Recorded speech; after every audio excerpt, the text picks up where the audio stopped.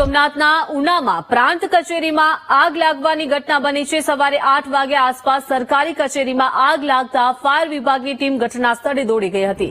ફાયરની ટીમે ભારે જહેમત બાદ આગ પર કાબુ મેળવ્યો। સદનસીબે ઘટનામાં કોઈ જ જાનહાનિ થઈ નથી। જો કે આગમાં કચેરીમાં રહેલું મોટા ભાગનું સાહિત્ય બળીને ખાખ થઈ ગયું। સબ રજિસ્ટ્રાર કચેરીના 2 રૂમ બળીને ખાખ થઈ ગયા છે।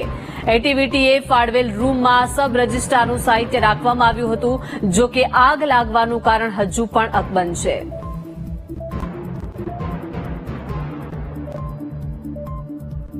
તો ગીર સોમનાથના ઉનામાં પ્રાંત કચેરીમાં અચાનક જ આગ લાગી છે। અત્યારે આગ પર કાબુ મેળવી લેવાયો છે, પરંતુ સબ રજિસ્ટ્રાર કચેરીનું સાહિત્ય બળીને ખાખ થઈ ગયું છે।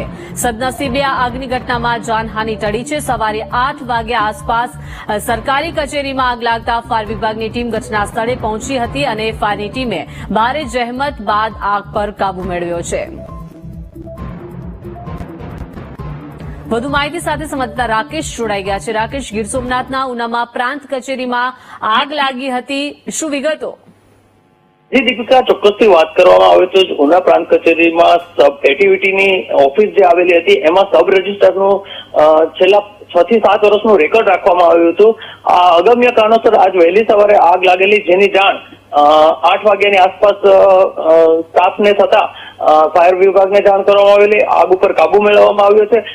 હાલ ઘણું જે રજીસ્ટર રેકોર્ડ છે એ બળીને ખાખ થયું છે। મોટા પાયે રેકોર્ડ બચાવી પણ લેવામાં આવ્યું છે। આગ લાગવાનું કારણ અકબંધ છે અને અન્ય માહિતી હજુ સુધી બહાર નથી આવી। કેટલું રેકોર્ડ બળ્યું છે, કેટલા વર્ષનું રેકોર્ડ હતું, બીજું અન્ય શું કાગળો હતા, એ અંગે માહિતી હજુ સુધી મળી નથી। પ્રાંત અધિકારીશ્રી અને સબ રજિસ્ટ્રારશ્રી આ અંગે તપાસ કરી રહ્યા છે, ત્યારબાદ જાણ કરશે। જી આભાર રાકેશ, વિગત આપવા બદલ।